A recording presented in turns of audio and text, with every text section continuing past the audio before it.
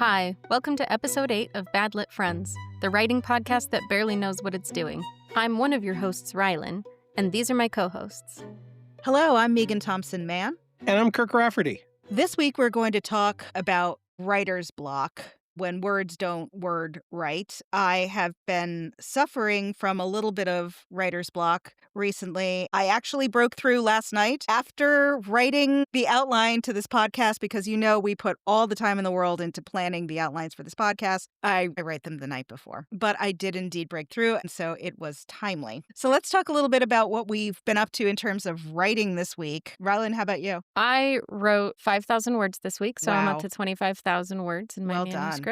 Well done. This is my horror project. I feel like I did get stuck a few times, speaking of writer's block, but I think the thing that really helped me was going back to the outline. I extensively outlined in Plotter. Going back to that really helped me, writing descriptions of a scene that I didn't want to work on so I could move on to the next scene.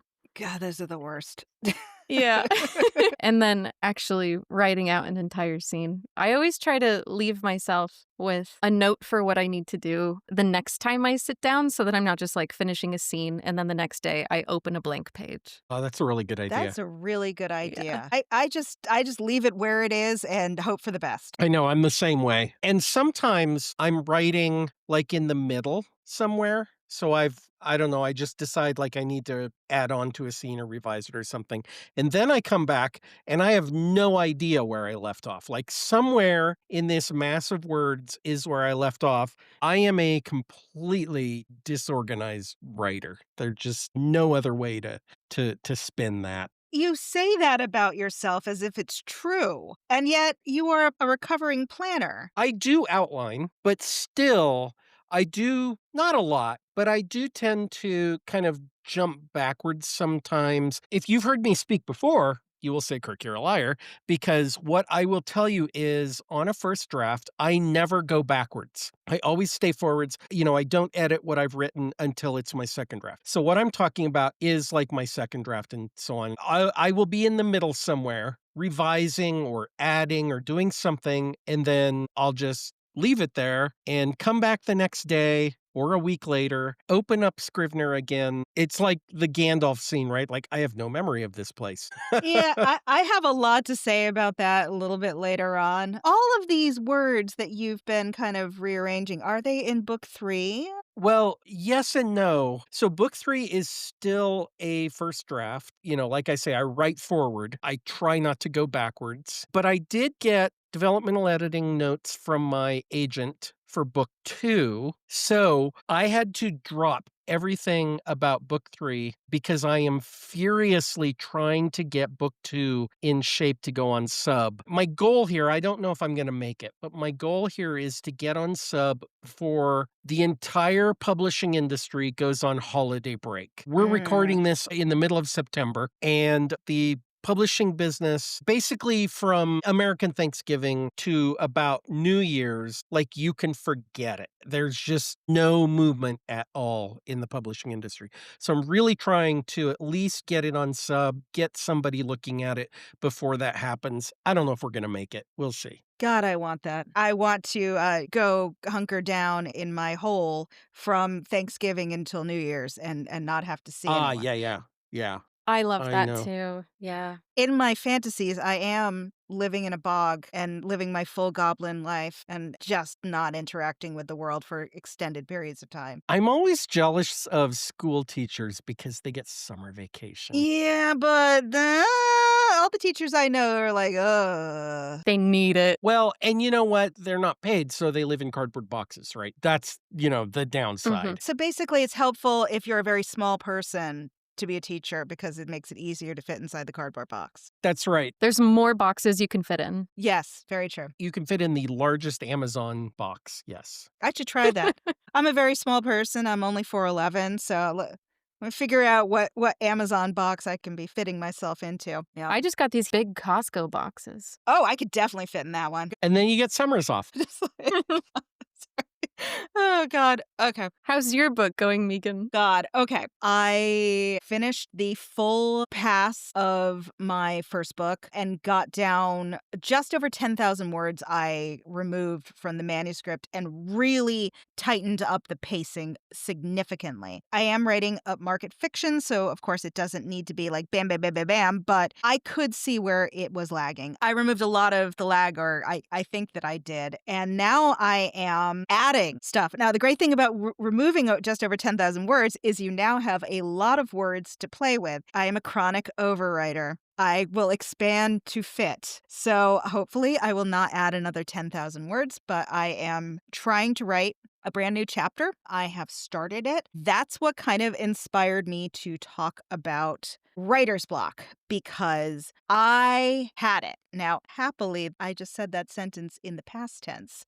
So I finished the manuscript of what I thought was basically a complete first draft in August of last year. Now I am coming back 13 months later to write a new chapter with all of these people that I have not written about for over a year. Wow. It has been strange. It has been learning these characters who I used to know like the back of my hand again, and reminding myself of what their voices are like. Now, writing book 2, I have to be very careful that I'm not taking the kind of tone and voice from those characters and superimposing them on people that I have in this book. I looked at it, I'm like, oh, this is going to be easy. I know these people so well. And I sat down and I was like, oh, I have no clue what this is about. And I had written an entire outline for this chapter. So I know what's going to happen in the chapter. I understand how to get from point A to point B.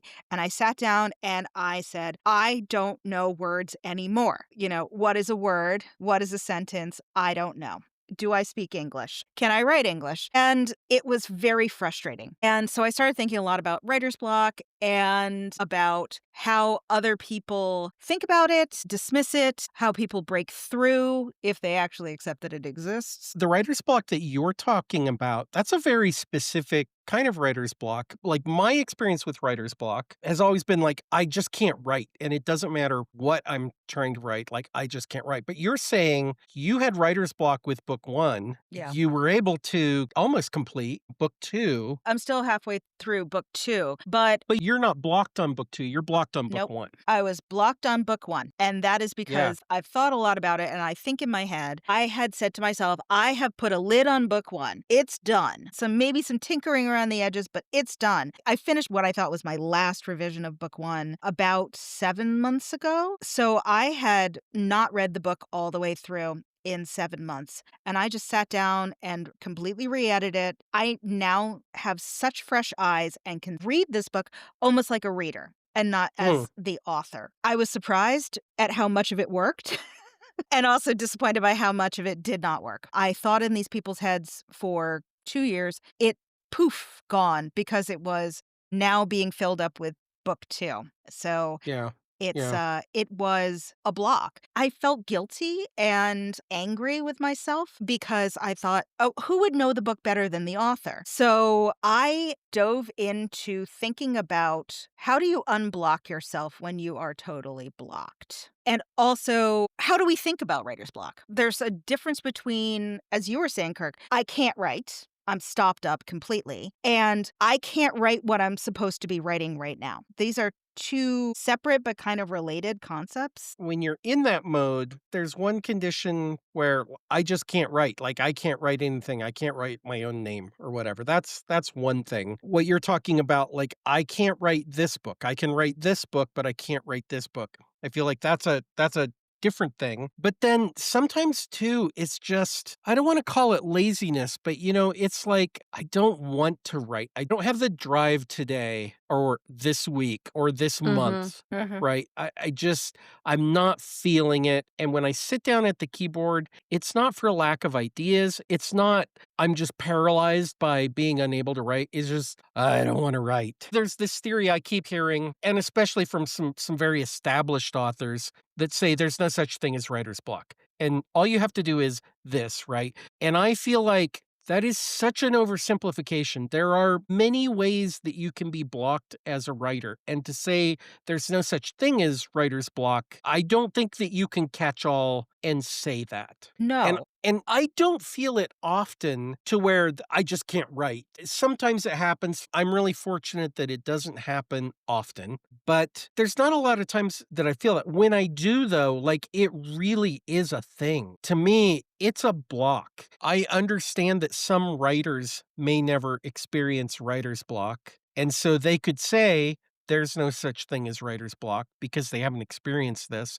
There definitely is some spectrum of writer's block that exists for writers. And I don't think you can just dismiss it and say, oh, well, you just need to knuckle down and write, and then you'll break through it. It's always shocking to me when I hear that because as writers, it's kind of incumbent upon us to be empathetic, you know? Hmm. Just because your struggle isn't somebody else's struggle or your ease isn't somebody else's ease doesn't mean that those struggles and that ease aren't real. Yeah. Don't get me wrong. I think that this advice, or at least the advice that I've seen from other established writers, I do think it's coming from a good place. I Yeah. don't think that they mean to be dismissive. They mean it to be encouraging. Yeah. Absolutely. And so some days it's just I'm plain lazy, right? And those are the days that, yes, I should knuckle down and I should just start writing words. There are some other days, though, that really it's just like, it just can't, it won't come. Ugh. I think that's a very good vocal expression of writer's block right there. It's Yeah. bleh, bleh. Yeah. It's Yeah.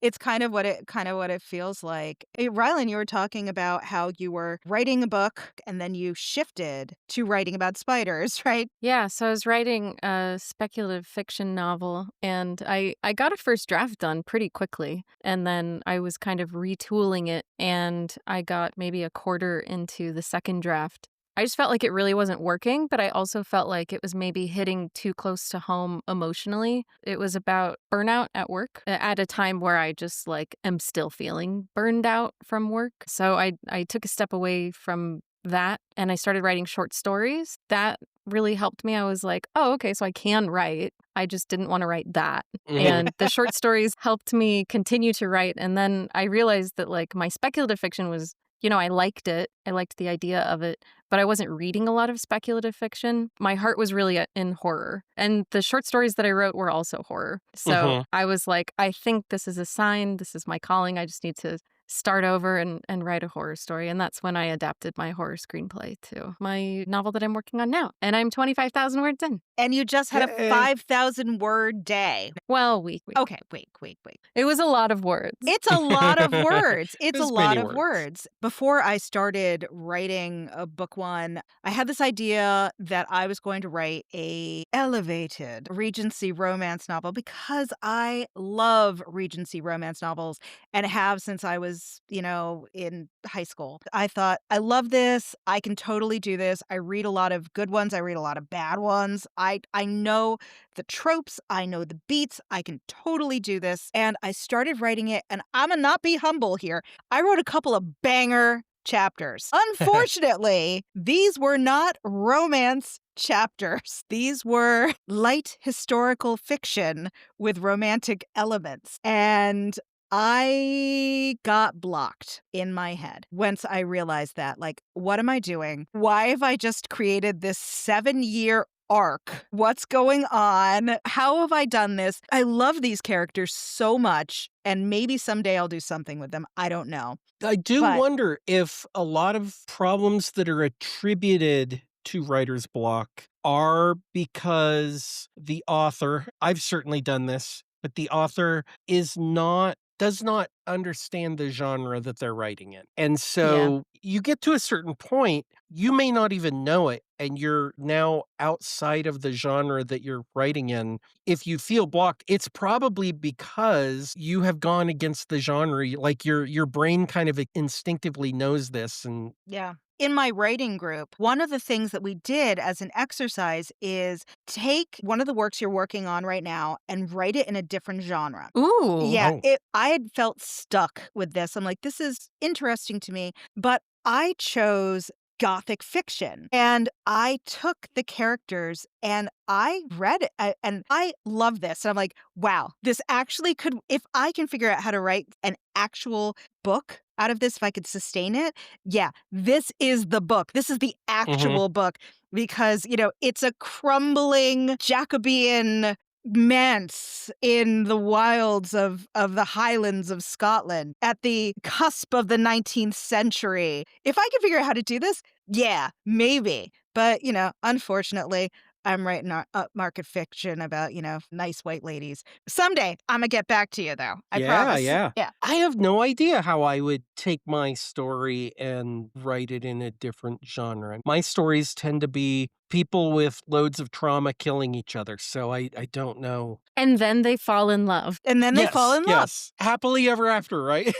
It's boom, romance. But here's the thing, your characters do all sorts of things that you're not privy to right now. They have other lives Yeah. that exceed the book. So, what do they do in these other moments, in these quiet moments? Like, they're not just always being dramatic or, action packed. They're being normal. They have normal moments. Or they fly in spaceships and have laser swords and Why stuff, not? yeah. But that uncorked a lot of stuff. Not limiting yourself to, I write this, I write that, I can't do this, I can't do that. It was pushing me constantly. And yeah, some of it was better than others, and that's okay, right? Getting outside of your comfort zone, I have found in the past, is a good way to kind of kick yourself into doing something a little bit new. Sure. Oh, yeah. As well, there is this concept that kind of brings us back to our first episode about, like, are you a writer if you're not writing? It's this culture of you constantly have to be creating or else you're not any good at what you're doing. I mean, it's just unrealistic. Hustle culture, especially in the West, that you constantly have to be doing things or at least looking busy. Yes. What is writing but being contemplative? You have a product at the end, but you're being inside your head, and a lot of it isn't visible, and that's okay. I will be 100% honest. I am a lady in my early 50s, and we have brain fog. Today was a high brain fog day for me. I kept forgetting things. It was highly embarrassing, but I, just kind of laughed it off. I felt terrible. A lot of writer's block can just be like that. It's just something that happens. It's not like an indictment on your character or you as a writer. It's just a thing. Any pressure that you have to just write through it, you could also look at the flip side of it and think like, well, maybe pauses are actually good for stimulating productivity on the back end of it because it gives you a chance to step back and think, what am I doing and what am I trying to do? Because if you're just sitting down every day and you're writing and nothing is coming, or you're writing and you just hate what's the point of it, right? You're just writing Mhm. for the sake of writing and hoping for the best. Maybe that works for you. It doesn't work for me. Can't write for the man. You gotta write for No, you. man. No way, man. No way, man. You know? Yeah. Really, I think, and this is no big revelation, but I think just getting away from your computer screen or, God forbid, your typewriter if you're a person that does something crazy like that. Just going out, taking a walk, doing whatever you do to not be writing, I think is generally going to be helpful. Sometimes I think the writer's block, you're just going to have to write it out. If you're serious about wanting to kind of get back to overcome that writer's block, I think that you should be constantly working, trying to figure out what is going to work for you, right? Whether Yeah. that's just going out, taking a walk, go camping. Well, Meagan, I love this list that you came up with. Do you wanna go through it? Yeah, so I came up with a list of ideas. I kind of just spitballed here. Change where you write. That could be a different room in your house, or you could go somewhere else. You can go to a library, you can go to a coffee shop, go to somebody else's house if they'll put up with you, not paying attention to them. Sometimes I go downstairs and sit at the dining room table, and I get a lot of natural daylight flooding in. It brings me into a very different state of mind, a little bit more kind of, beta state, just kind of like very chill. Sometimes that's all you need. You can also do some reading for inspiration. We just interviewed an author. We're very excited about that episode, and I can't wait to tell you who we interviewed, she mentioned that she reads poetry before she starts writing. I thought that was fantastic. I Yeah. gotta try that. I'm trying it tomorrow morning. Me too. That was so good. Yeah, I think that's much more useful than doom scrolling, which is what I usually do before I start writing. Yes, yes. I think that's a much more wholesome way to start and possibly more productive way to kind of prime the pump. Writing is it's a machine in me, and I need to prime the machine by doing things. Maybe it's going back and reading the chapter that I just wrote, or doing a little bit of research, or listening to a song, or putting myself in a particular mood.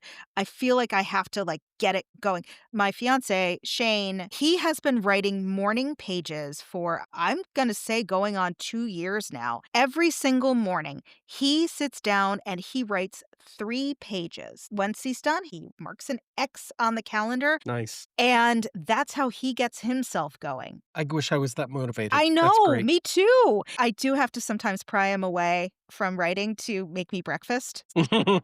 Of course. So he's mostly working on screenplays and on kind of spec scripts right now. And that's the thing for him that unsticks. I am someone who will lie in bed if I am allowed to. Morning pages is not going to work for me. Sorry.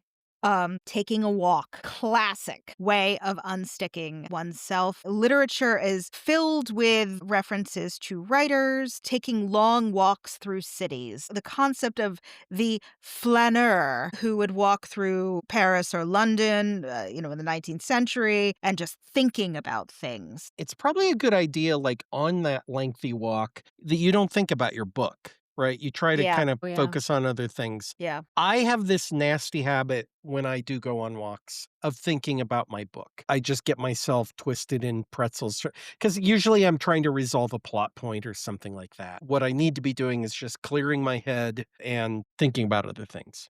For doing a quick meditation could be helpful too. I've done that sometimes and it like slows me down. I can Mhm. think about words. And I don't have to be like, I'm not going to get to the end in 5 seconds, so I can't work. Mhm. One of the things about taking a walk or, going somewhere else I found is that you can use that time to observe what's going on and picking up details of the world that you can then bring into your text. If you put yourself in the frame of mind that you're going to look at the small things and or how people move or what a landscape looks like, or even, and this is fantastic for doing dialogue, just listening to people talk. That's kind of a general writing tip is, be a good observer. Shut the fuck up. I have a hard time doing that.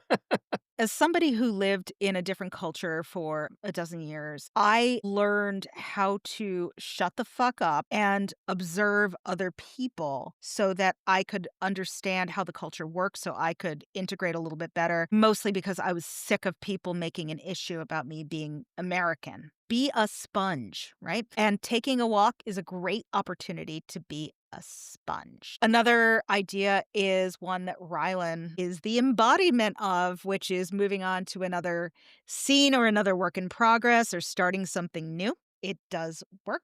Here's a big one. Permission to suck. You're allowed to suck. Yeah. Yeah. Yeah, for sure. Mm-hmm. So I love this one. Brainstorming with other people. It doesn't have to be a writer. Just sit down, talk it out. I do it with Shane all the time. I bounce a lot of ideas off my boyfriend too. Yeah. Yeah, it does work. Shane and I write in totally different genres and forms. I love you, Shane, so much. But mornings are when you are full of so much energy and so much creativity, and I am functionally dead and just pushing eggs in my mouth. What we have worked out is that he just needs to say it to me, and he understands that I will just go, uh-huh. He needs to speak it out.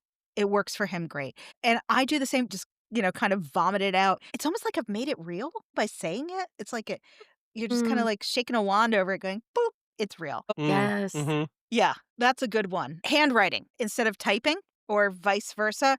I hate this one. I hate this one. I'm not doing that. I'm not doing that either. Sorry. It's been so long since I've actually had to do handwriting now that I get a couple sentences in and my hand cramps. So Exactly. I can't even do it anymore. When I was a teenager, all of my stuff was handwritten. Yeah. I mean, I would write for a couple hours, handwritten, and there's just no way I could do that now. I Yeah. couldn't do it. Well, I mean, the first time I did law school over in Britain, we would do these 3-hour exams, and they were all handwritten in blue books. I mean, I'd fill up like 3 of them. How did I do it? I don't know. Look, if you're a masochist, maybe you'll like it, and if that's how you write and you're stuck, try typing instead. Maybe you'll like it. I don't know. Or dictation. I've been trying to get more into dictation because I've heard that people can just get these crazy word counts, like 10,000 word days in just Mhm. like a few hours while they're doing other things. But it's really hard. I get ideas often while I'm driving and often when I'm commuting, and I will just dictate a note, never like actual text, but just like I have an idea. I know it's going to fly out of my brain, and I had better get it down right now because it's going to be lost. That's a great idea. Yeah, I got that from somebody in that writing class I did. Oh, I've done this one before as well. Write from a different character's point of view. This is fun, a fun little exercise. I've done it where I have taken 2 characters from my book, taken them out of the book, and written a short scene and written that scene from both their points of view. It made me understand my antagonist a little bit better. Mhm. I don't think I've ever done that as an exercise, but I have written a scene, and then at some point, and maybe it's right after the scene is finished, or maybe it's months later, I realized that that scene would play better from a different POV. But then my novels tend to be multi-POV, so Yeah. I can get away with that. Yeah. Yeah, I like that idea of thinking of it from a different POV because then you can kind of make all of your characters three-dimensional. Yeah. Another one was interview your character about what they want to happen. Another one is give yourself a pep talk. You can do this by, this is going to sound bitchy, I'm sorry, reading some bad writing in your genre and reminding yourself, I may suck in this moment, but I am not that bad. I am not full of so much hubris that I would let that out into the world. There is a subreddit of men writing women badly, Mm-hmm. and it's one of my You love it's that one of one. my guilty pleasures because, these are published authors writing women badly, and so I love to go into that and just think, "Wow, I may not be great, but at least I'm not writing this." Especially when it's famous writers. And you think about the number of eyeballs that looked at this and said, Yeah. that'll do. I love reading those too. Maybe that's just what you need is just to remember, like, this is just a moment,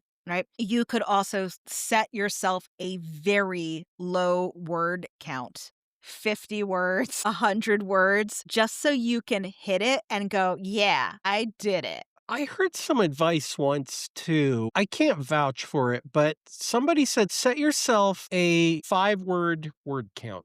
Like, Mm, tell yourself you will write 5 words, and what will happen is you will just naturally write more than 5 words. yeah. Because what monster writes just 5 words? I cannot vouch for the veracity of that, but I kind of like that. That's good. That's That's good a one. really good one. Yeah. As someone who's a chronic overwriter, I would blow past it very quickly. You could also reread parts of your work in progress, which is something that I did to help me get through my block just now. You could also edit other parts if that's what floats your boat. You could also just do some mindless tasks and let your mind wander. You could, fold laundry. Something where you're just letting your mind wander and not necessarily thinking about your book because your book will find you. You could also tell someone else that you're going to write and have them check in with you, like accountability stuff. You don't even have to say a word count. Like today, I'm going to write for 3 hours, and then have someone check in with you. And if you are somebody like me who likes a deadline, that could work. it wouldn't work for me because I would lie. Wow.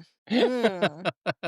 I am so untrustworthy as a writing partner. So the last thing I'm going to talk about is the thing that worked for me. Timed sprints. I love them. You may hate them, but for me, they work because I work great under the gun. I've always been like this. I am someone who loves a deadline. The closer I am to the brink of everything falling apart, the more satisfaction I get about hitting that deadline. I love it. Time sprints are great for me. I've been using the Pomodoro technique for years for work. There's slightly different ways of doing it, but the usual way is either 20 or 25 minutes on, no distractions. You could do research or whatever, but you're not doom scrolling.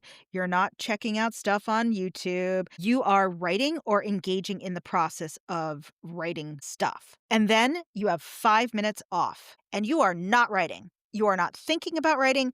Those 5 minutes are when you are doing your shopping, you're going to the bathroom, you're getting another cup of tea, whatever. You are not thinking about writing and you're definitely not writing. And you do these in cycles, usually of 4. And then on the 4th, you take a longer break, usually about 20 minutes. And again, no writing. You are doing anything else. It's a period of time where you are very focused and you can start slipping into flow, hopefully. I was stuck and really worrying that I wasn't going to be able to create this chapter at all. And last night I did a sprint with other writers on Zoom. And most of us turned our cameras off and we were all doing our own thing, but we were writing together. At the end of it, in that 5-minute break, we talked about how many words we'd done or whatever. Some people were editing, some people were making artwork, some people were just, researching. We were all working together and we were all accountable to each other in a way. And for me, I got 750 words out in an hour, which is so unlike me. They are not great, but they are 750 words I didn't have at the beginning of that hour. Yeah. Yeah. Amazing. That's Yeah, great. it was great. I highly recommend checking out using the Pomodoro technique for yourself. You might like this one. But what I want to say at the end of this is, in terms of writer's block, the thing that makes you want to write is the thing that will help you unlock the block. It is not going to be the same for everyone. So just experiment, go wild, like you're going wild and experimenting with your writing. Absolutely. Hashtag unlock the block. Hashtag unlock the block. Yes. Sometimes you're going to push through and sometimes you're just going to pivot away. And just trust your gut. It's if you walk away from a work in progress, you can always go back. I gathered together some advice, all of which you can dismiss, from some very famous authors, most of which I think is total trash. That's why I want to tell you, because I love trash. I'm basically a trash panda. So Terry Pratchett said there's no such thing as writer's block, which is what Kirk was talking about earlier. That was invented by people in California who couldn't write. I feel personally attacked. Thank you. Wow. Yeah. Now, I know it was meant as a joke. It was Pratchett, but still. Ouch. Philip Pullman, all writing is difficult. The most you can hope for is a day when it goes reasonably easily. Plumbers don't get plumber's block. Doctors don't get doctor's block. Why should writers be the only profession that gives a special name to the difficulty of working and then expects sympathy for it? We are special snowflakes. We are special snowflakes, and we have Yes. we have words and we have names. Like, that's literally our job. And British people being aggressively British about shit, like how writer's block doesn't exist, is very triggering for me.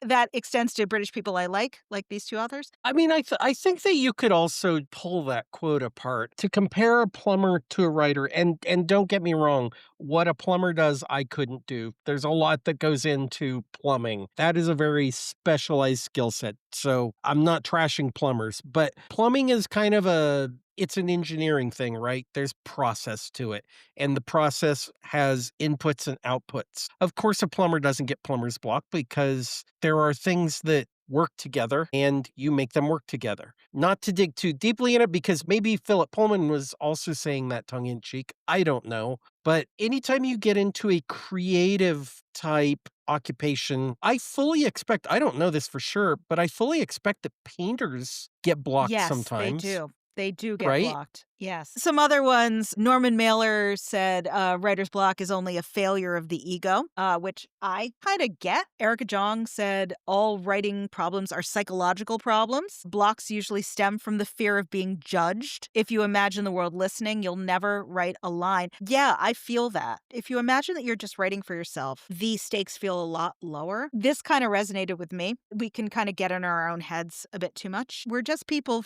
fooling around with words. It sometimes that's what works. Let's come to two of the most insufferable great men of American literature. William Faulkner. Sorry, I know there are a lot of Faulkner fans. I only write when I am inspired. Fortunately, I am inspired at 9 o'clock every morning. What a flex. Fuck you. I like that quote though. Well, I'm stating the obvious, but routine helps against writer's block, right? Yes, that is true. I kind of agree with that, and I am a writer that is not good with routine. I try. The times that I do actually maintain a routine, I feel like the writing does come easier. So you know what? I'm gonna give Faulkner a pass on this. 'Cause you're a man. And I also like William Faulkner. It's okay, it's okay. Well, having a routine also gives you the stamina to do it very consistently too. I say this as someone who also has a writing routine. I am rarely inspired at 9 o'clock in the morning. No. Hemingway. I also apologize to people who love Hemingway. Also, I'm not one of them. Apology not accepted. Yeah, sorry. No. The best way is always to stop when you are going good and when you know it will happen next. Always stop when you are going good and don't think about it or worry about it until you start to write the next day. That's super. Now, what if you are not going good and you have no idea what's happening next? Are you supposed to just keep writing until that happens? No. I see this as, and this is my great apology to one of my favorite fictional characters, Elle Woods from Legally Blonde. It's this attitude of what, like, writing's hard? No. Writing can be difficult, right? And if there's something about the flippancy, and maybe, it's just, my lady brain saying that this doesn't reflect like how difficult it can be at times. There is this blithe, like, it shall come and you shall have the time. Most of us, male, female, non-binary, are going to have days when you do not have time to listen to whatever little voice is talking to you and putting those words down. I also point out that these are writers from the early 20th century who had enough money to be able to devote all their time to writing. Well, and I think too that there are writers like Hemingway who do have a lot of natural talent, right? I don't have natural writing talent. Everything is hard for me. I do think there are writers out there that it's not hard for. So, when you see somebody like Hemingway be a little flippant about writer's block, like, what's wrong with you?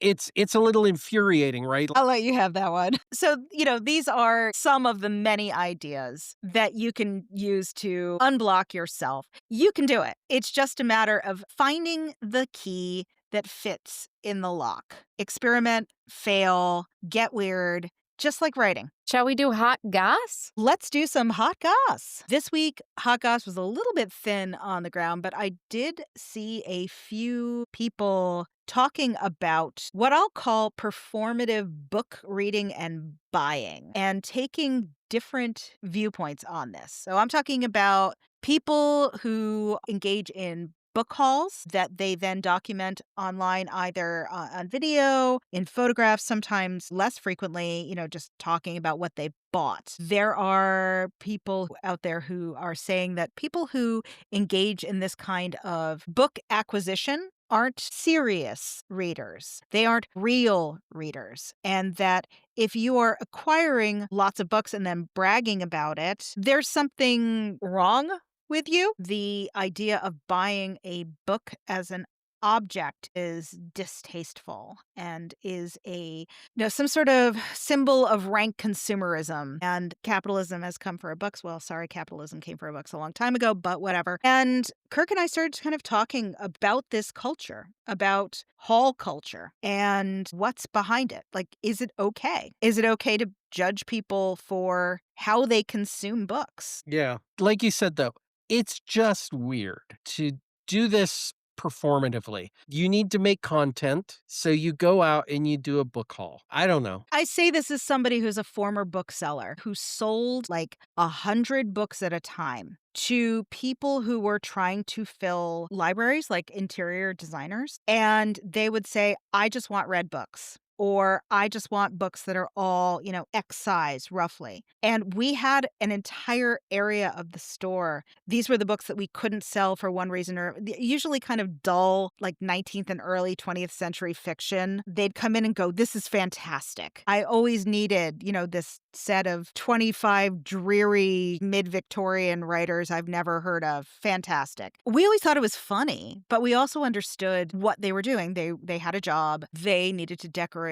The person they were employed by said, I want books and I don't really care what they are. Sure. All three of us were talking before about how a book is both an object and it's also the ideas inside of the object at the same time, right? So they both exist at the same time. And to elevate one over the other kind of misses the point, I think. And maybe it gets a little more slippery with the rise of e-readers, but a book is something that you can hold in your hands and feel and experience as an object. You can smell it. It's a thing. And it's also all of the thoughts from the writer, transformed onto the page. So it's also like philosophy kind of manifested. So they feel kind of magical to begin with. People might feel a little strange about seeing them only as their physical form. Right. And I understand why some people think that making your entire online identity about being a bookish person without actually doing the reading is kind of strange. I have done a lot of side eye, but also I can't help but come back to two things. Well, number one, who gives a shit? And number two, misogyny. Sorry, folks. No, not a lot of capitalism this week. I'm going to bring another bad word, misogyny. So I was remembering this class I took in college. No surprise, I was an English major about Victorian literature. One of the things I remember talking about in seminar is anxieties in culture about how women consume books, particularly fiction, and this concept that fiction was dangerous to women. This started a little bit earlier in the 18th century, but in the 19th century, there was this idea that fiction, well, there are different kinds of fiction, of course. There is, serious fiction, men's fiction, brawny stuff, big thoughts. Wrestling alligators in the Congo, yeah. In the Congo and in the Punjab, yeah, absolutely. Grr. And then there are ladies' books full of ladies' things. There was also the rise of the ornamental book. Oftentimes you saw this at these kind of Christmas periodicals where they're beautiful, beautiful books, leather bound, beautiful end papers, lots of illustrations. Gold leaf. Gold leaf, tons of it. These are, if you are so unlucky to ever look at one of these things, you will say, my God, these are gorgeous and they are so frickin' dull. Why? Because they didn't need to be interesting. The book was being sold as an object to decorate a respectable middle-class home, right? Book as object. Who buys these objects? Ladies be shopping and they be buying books. And so it was this idea that these beautiful books are only ornaments, and they are only ornaments that are bought by ladies. Ergo, this kind of light fiction is not to be taken seriously. I can't help but see some sort of parallels to what we see on Book Talk right now, where we see these hauls who, let's be honest, it's not a lot of men who are doing hauls. It's a lot of women who are buying beautiful books with sprayed edges. Maybe I'm just, looking for connections where they may not possibly be. I see something in it that this isn't serious fiction because it doesn't look like what serious fiction is. This current strain in fantasy writing that romantasy is taking over, our, He-Man fantasy spaces. Right. And it's basically men complaining that romance is ruining fantasy, right? I mean, yeah. I haven't even read that much fantasy in my life, but I remember there being a fair amount of romance in fantasy. Maybe it's just what I chose to read, but it's not like these things have always been mutually exclusive. But there's also been a whole spate of articles about where are men in publishing right now. Where are the serious literary fiction books right now?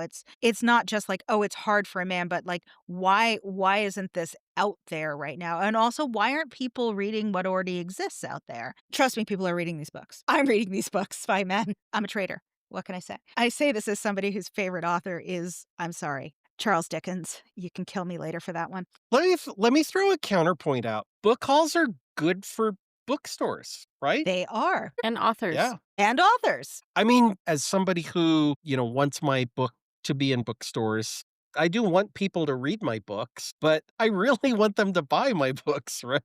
I can't say that I'd be unhappy if somebody bought my book to just wind up on a bookshelf, never to be read. I mean, of course, I would want it to be read, but I'm not going to complain, right? Mhm. It's because you are a capitalist pig. Yeah, I know. I know. Yeah. I'm a slave to the man. It's true. It's true. Look, there are some people who you can feel their excitement coming through the screen. They are so excited about their hauls. I'm not talking about those people. I'm talking about the people for whom bookishness is an aesthetic as opposed to a part of their identity or character. It's like, oh, this looks cute. I say that as somebody who regularly says, oh, that's so cute. Those are the people I am personally judging. But who knows? Maybe they might crack open one of those books and go, you know what? I actually like reading. One can hope. So next week, we're all going to be at the Rocky Mountain Fiction Writers Colorado Gold Conference in Aurora. If you are there, please come and say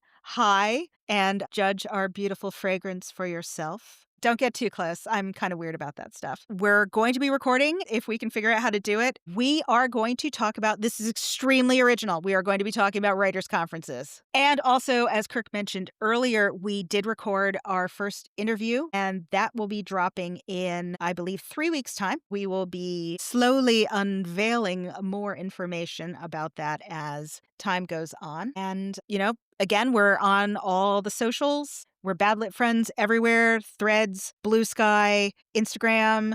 We're on YouTube. We are on the World Wide Web on our beautifully handcrafted website, badlitfriends.com. Please like, subscribe, leave us more reviews. And thank you to all of you for listening to another episode of Bad Lit Friends. Thanks, everyone. Bye now.